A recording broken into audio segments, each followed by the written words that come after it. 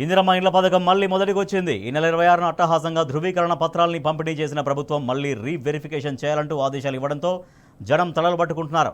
వరుసగా దరఖాస్తులు చేయడం తప్ప ఇప్పటి వరకు లబ్ధిదారుల ఎంపిక జరగడం లేదని ఆగ్రహం వ్యక్తం చేస్తున్నారు.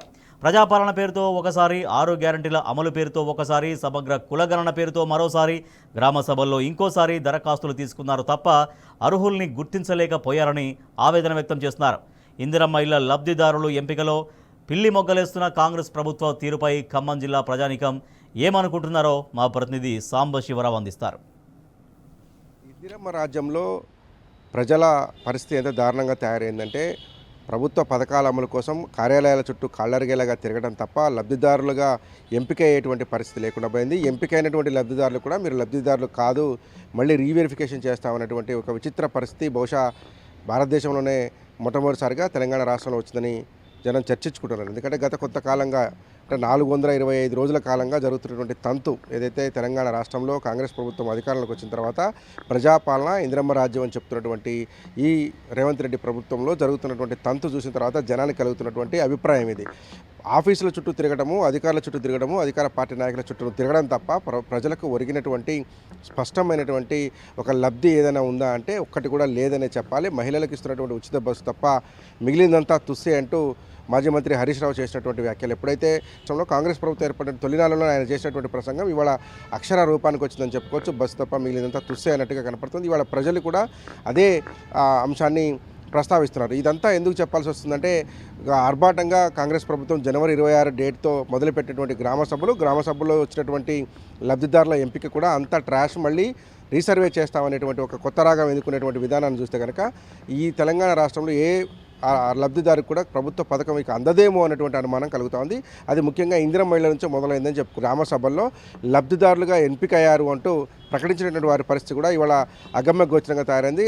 గాలిలో దీపంలాగా ఉంది. వాళ్ళందరికీ వచ్చినట్టు కాదు, మళ్ళీ రీవెరిఫికేషన్ చేస్తాము. ఇందిరమ్మ ఇళ్లలో జరిగినటువంటి అక్రమాలు కావచ్చు, ఇందిరమ్మ కమిటీలు చేసినటువంటి అరాచకాలు కావచ్చు, డబ్బున్న వాళ్ళకే ఇల్లు దక్కాయనేటువంటి ప్రజల గోడు కావచ్చు, మొత్తం మీద అయితే ఇప్పుడు మళ్ళీ రీసర్వే చేస్తామని ప్రభుత్వం కొత్త పాట పాడడం ఇప్పటికే హౌసింగ్ కార్పొరేషన్ నుంచి జిల్లా అధికారులకు, ఎంఆర్ఓలకు, ఎంపీడీఓలకు, ఇతర జిల్లా కలెక్టర్లకు ఆదేశాలు వెళ్ళాయనేటువంటి ఒక చర్చ నేపథ్యంలో మళ్ళీ ఇందిరమ్మ ఇళ్ల పేరుతో దరఖాస్తులను మళ్ళీ రీసర్వే చేయాలి, రీవెరిఫికేషన్ చేయాలి, గ్రామాల్లోకి వెళ్ళాలి, మళ్ళీ మున్సిపాలిటీ వార్డుల్లోకి వెళ్ళాలనేటువంటిది చెప్తున్నటువంటి నేపథ్యంలో ఇక ఈ పథకం అమలవుతుందా లేదా అనేటువంటి నీడలు కూడా కలుగుతూ ఉన్నాయి.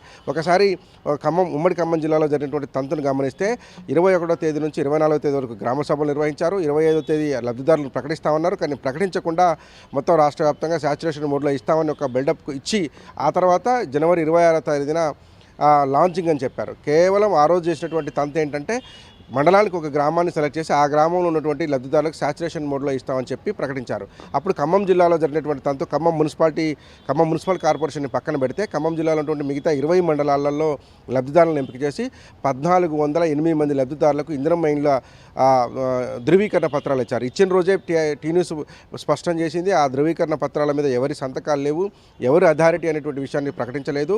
మీకు ఇందిరమ్మ ఇల్లు వచ్చింది, శుభాకాంక్షలు అంటూ ఒక ప్రకటన జారీ చేసి వదిలేశారు తప్ప దీనికి ఎవరు శాంటిటీ. మళ్ళీ ఈ ఏదైతే ధృవీకరణ పత్రం ఉందో దాన్ని పట్టుకుని అధికారుల చుట్టూ తిరగాల్సి వస్తుందని టీ న్యూస్ ఆ రోజే చెప్పింది. ఇవాళ అక్షర సత్యమని తేలింది. ఈ 1408 మంది కూడా లబ్ధిదారులు కాదు, మళ్ళీ రీవెరిఫికేషన్ చేయమని చెప్పారు. పెద్ద ఎత్తున ఆందోళనలు చెలగిన నేపథ్యంలో ఖమ్మం జిల్లాలో జరిగినటువంటి గ్రామ సభల్లో మళ్ళీ 51,712 మంది దరఖాస్తు చేసుకున్నారు. అంతకుముందు 4 సందర్భాల్లో ఇందిరమ్మ పాలన, 6 గ్యారెంటీల అమలు, ప్రజాపాలన పేరుతో 4 సందర్భాల్లో దాదాపు 1,50,000 దాకా ఖమ్మం జిల్లాలో దరఖాస్తులు ఇందిరమ్మ ఇళ్ల కోసం వచ్చాయి. ఈ 1,50,000 దరఖాస్తులను కాచి వడబోసి గ్రామ సభ నిర్వహించి 1408 మందిని ఖమ్మం మున్సిపల్ కార్పొరేషన్ లిమిట్స్ మినహాయించి ఎంపిక చేస్తే ఇవాళ వాళ్ళకు కూడా వచ్చినటువంటి పరిస్థితి లేదు. అత్యధికంగా సత్తుపల్లి నియోజకవర్గంలో ఉన్నటువంటి కొత్తూరు అనేటువంటి గ్రామంలో 135 మంది లబ్ధిదారులు ఉన్నారు. అత్యధికంగా వచ్చినటువంటి గ్రామం ఇది. ఇక్కడ 135 మందికి శాంక్షన్ చేశామని చెప్పారు. ఇప్పుడు ఆ 135 మంది పరిస్థితి గాల్లోనే ఉంది. అట్లాగే అత్యల్పంగా సేమ్ సత్తుపల్లి నియోజకవర్గంలో ఉన్నటువంటి తల్లాడ మండలం కొడవటి మిట్ట అనేటువంటి గ్రామంలో కేవలం 19 మంది లబ్ధిదారులు ఉన్నారు. వీరందరికీ కూడా ఇల్లు ఇచ్చామని చెప్పి ప్రకటించారు. కానీ ఇవాళ అది కూడా మళ్ళీ బుట్ట దాఖలైనటువంటి పరిష్కరిస్తుంది. ఇప్పుడు ప్రభుత్వం చెప్తున్నటువంటి లెక్క ఏంటంటే మళ్ళీ అన్ని దరఖాస్తులను భద్రాద్రి కొత్తగూడెం జిల్లాలో కూడా దాదాపు 2500 మందికి అన్ని నియోజకవర్గాలలో కలిపి లబ్ధిదారులను ఎంపిక చేసి ఇచ్చారు. అక్కడ అత్యధికంగా ఉన్నటువంటి గ్రామాలు చిన్న చిన్న విలేజెస్ చూసి 14 మంది ఉన్నటువంటి విలేజ్లను చూసి ఎంపిక చేసి వారికి లబ్ధిదారులకు ఇచ్చారు. అత్యధికంగా మున్సిపాలిటీ లాంటి చోట్ల కొన్ని చోట్ల ఒక 1000-1500 వరకు ఇళ్ళు వచ్చినటువంటి పరిస్థితి కనిపిస్తుంది. అక్కడ కూడా ఇదే పరిస్థితి. మొత్తంగా చూస్తే అక్కడ మళ్ళీ గ్రామ సభలో 4 రోజులు జరిగినటువంటి గ్రామ సభలో భద్రాద్రి కొత్తగూడెం జిల్లాలో 38,369 మంది మళ్ళీ మాకు ఇల్లు రాలేదు, మేము లబ్ధిదారులుగా ఉన్నామంటూ అప్లికేషన్ చేసుకున్నారు. గడిచిన 4 దఫాల్లో భద్రాద్రి కొత్తగూడెం జిల్లాలో కూడా మళ్ళీ ఇందిరమ్మ పాలన 6 గ్యారెంటీలు మున్సిపాలిటీలు ఎంపీడీఓల దగ్గర దాదాపు 1,10,000 మందికి పైగా దరఖాస్తు చేసుకున్నారు ఇందిరమ్మ ఇళ్ళిమ్మని. అవన్నీ బుట్ట దాఖలైనాయి. మళ్ళీ ఇప్పుడు 38,329 మంది మళ్ళీ దాఖలు చేశారు. ఇవన్నీ కలిపి ఒక బండిల్ చేసి మళ్ళీ రీవెరిఫికేషన్ చేస్తామని చెప్పి గ్రామాలకు ఇళ్లకు కూడా వెళ్ళమని ప్రభుత్వం చెప్తున్నటువంటి విధానం చూస్తే ఖమ్మం జిల్లాలో ఇక ఇందిరమ్మ ఇళ్లకు సంబంధించినటువంటి లాంచింగ్ జరిగేటువంటి పరిస్థితి కనిపించట్లేదు. ఇంకా ప్రభుత్వం ఒక నిబంధన పెట్టింది. ఇప్పుడు ఈ రీసర్వేలో L1, L2, L3గా 3 కేటగిరీలుగా లబ్ధిదారులను విభజించమని చెప్తున్నట్టుగా ఒక సమాచారం అందుతుంది. L1 కింద ఇల్లు లేనటువంటి స్థలం ఉండి ఇల్లు లేనటువంటి లబ్ధిదారులను స్థలం ఉంటుంది కానీ వాళ్ళకి ఇల్లు ఉండదు, వారిని L1 కింద పరిగణిస్తారు. L2 కింద స్థలం ఉండదు, ఇల్లు ఉండదు, ఈ రెండూ లేనటువంటి వారిని L2 కింద పరిగణిస్తారు. L3 కింద అద్దె నివాసం ఉంటున్నవారు, రేకుల షెడ్లు, పెంకుటిళ్లలో, పూరిళ్లలో నివాసం ఉంటున్నటువంటి వాళ్ళను L3 కింద విభజిస్తారు. ఇదంతా ఈ వెరిఫికేషన్ అంతా పూర్తి చేసిన తర్వాత ఎవరైతే L1 ఉన్నారో అంటే స్థలం ఉండి ఇల్లు లేనటువంటి వారిని ఎంపిక చేసి మొదటి దఫాలో ఇస్తామని చెప్తున్నారు. కానీ ఇదే ప్రభుత్వం మళ్ళీ ఏం చెప్తుంది అంటే వికలాంగులకు ఇస్తాము, వితంతులకు ఇస్తాము, దళితులకు, ఎస్టీలకు, గిరిజనులకు మొదటి ప్రాధాన్యత ఇస్తామని చెప్తున్నారు. అంతే ఒక గందరగోళమైనటువంటి సిచ్యువేషన్ క్రియేట్ చేస్తున్నారు. లబ్ధిదారులు ఎవరో తేలినటువంటి పరిస్థితి కనిపిస్తుంది. మొన్న గ్రామ సభల్లో మీరే లబ్ధిదారులు అంటూ మంత్రులు, జిల్లా కలెక్టర్లు, ఆర్డీఓలు, ఎంఆర్ఓలు, ఎంపీడీఓల సమక్షంలో ఇచ్చినటువంటి కాగితాలకు విలువ లేకుండా మళ్ళీ ప్రభుత్వం చేయడాన్ని ప్రజలు జీర్ణించుకోలేకపోతున్నారు. ఈ తంతంతా ఇంకెప్పుడు జరుగుతుంది? మళ్ళీ ఇప్పుడు ఈ రీవెరిఫికేషన్ ప్రక్రియ మొదలుపెట్టారు.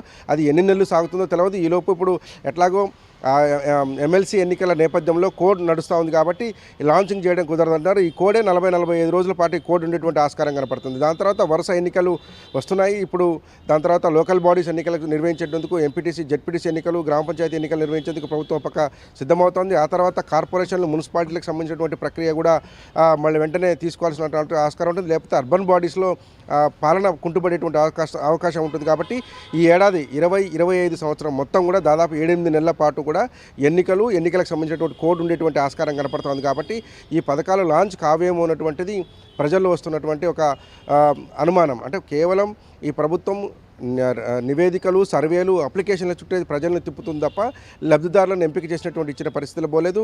అట్టహాసంగా చెప్పినటువంటి రైతు భరోసా కూడా కేవలం 6,000 అని చెప్పి గ్రామాలలో కొద్ది మంది రైతులకు వేసి చేతులు దులుపుకున్నటువంటి పరిస్థితి కనిపిస్తుంది. రాష్ట్ర వ్యాప్తంగా ఇచ్చినటువంటి రైతు భరోసా నిధులు కూడా 589 కోట్లని చెప్తా ఉన్నారు. సో ఈ రకంగా చూస్తే ఇందిరమ్మ ఇండ్లకు సంబంధించి ఇక మంగళం పాడతారా అనేటువంటి ఒక అనుమానం కలుగుతూ ఉంది. రీవెరిఫికేషన్, మళ్ళీ రీసర్వే, మళ్ళీ అన్ని దరఖాస్తులను కలిపి చేయాల్సి వచ్చింది. ఎందుకంటే ఎవరిని చేయాలి, ఒకరిని చేసి ఒకరిని చేయకపోతే, రీవెరిఫికేషన్ చేయకపోతే మళ్ళీ విమర్శలు వచ్చేటువంటి ఆస్కారం ఉంటుంది. కాబట్టి ప్రభుత్వం ఈ కొత్త పాట పాడుతున్నట్టు చెప్తున్నారు. ఇది ఇచ్చే ప్రభుత్వం కాదు, ఎగ్గొట్టేందుకే ఈ రీవెరిఫికేషన్లు, మళ్ళీ రీసర్వేలు, మళ్ళీ అధికారులను గ్రామాల్లోకి పంపడం అంతా చూస్తే కనుక సమయాన్ని కిల్ చేసేటువంటి అంటే టైం కిల్లింగ్ ప్రాసెస్ లాగా ఇదంతా ఉంది తప్ప లబ్ధిదారుల ఎంపికను చేసే పరిస్థితి లేదు. ఇందిరమ్మ ఇండ్లు ఇస్తాం, ప్రతి ఇంటికి ఇస్తాం, సాచురేషన్ మోడ్లో ఇస్తామని చెప్పారు. ఆ రకంగా ఈ పరిస్థితి లేదు అంటున్నారు. దాంతోపాటు ప్రజలు పెద్ద ఎత్తున విమర్శలు గుప్పిస్తున్నారు ప్రభుత్వం. ఇప్పటికి ఒక యాప్ తీసుకొచ్చారు. ఆ యాప్లో ఇలా వివరాలన్నీ లాంచ్ చేసి అక్కడ నుంచి లొకేట్ చేసి పెట్టామని చెప్తున్నారు. అదే యాప్ను ఇప్పుడు కేంద్ర ప్రభుత్వం కూడా లాంచ్ చేస్తుంది. మళ్ళీ ఏ యాప్లో వీటిని అప్లోడ్ చేయాల్సి ఉంటుంది? కేంద్ర ప్రభుత్వం చెప్పిన లెక్క ప్రకారం ఖచ్చితంగా అది ప్రధానమంత్రి ఆవాస్ యోజన కింద తీసుకుంటే కనుక వాళ్ళ బొమ్మ పెట్టాలి, లేకపోతే ఆవాస్ యోజన స్కీమ్ కిందనే ఇల్లు కట్టాలని చెప్తున్నారు. కానీ ఇందిరమ్మ ఇళ్ళని వీళ్ళు 3 రంగులు వేసి ఇందిరమ్మ బొమ్మ పెట్టి పంపిణీ చేస్తే ఒప్పుకోమంటూ కేంద్ర మంత్రి ఒక మెలిక పెట్టారు. ఇదంతా చూస్తుంటే ఇద్దరు కూడబలుకున్నట్టు కేంద్రంలో ఉన్నటువంటి బీజేపీ, ఇటు రాష్ట్రంలో ఉన్నటువంటి కాంగ్రెస్ ప్రభుత్వం కూడబలుకొని ప్రజలను అన్యాయం చేసేటువంటి ప్రక్రియ సాగిస్తున్నారనేటువంటి ఒక అనుమానం ప్రజల్లో కలుగుతుంది. ఏది ఏమైనా ఇందిరమ్మ ఇళ్ళ రీసర్వే అనేది ప్రజల నెత్తిన ఒక పిడుగు లాంటి వార్త అని చెప్పాలి. ఇందిరమ్మ ఇల్లు ఇస్తారనేటువంటి కోటి ఆశలతో ఎదురు చూస్తున్నటువంటి ఇల్లు లేని పేదలకు ఒక పెద్ద ఆశానిపాతంలాగా ఈ ప్రకటన కలుగుతుందని చెప్పుకోవచ్చు. ఈ రీసర్వే అంతా కూడా ఒక మిద్దెలాగా ముందుకు సాగేటువంటి ఆస్కారం కనపడుతూ ఉంది.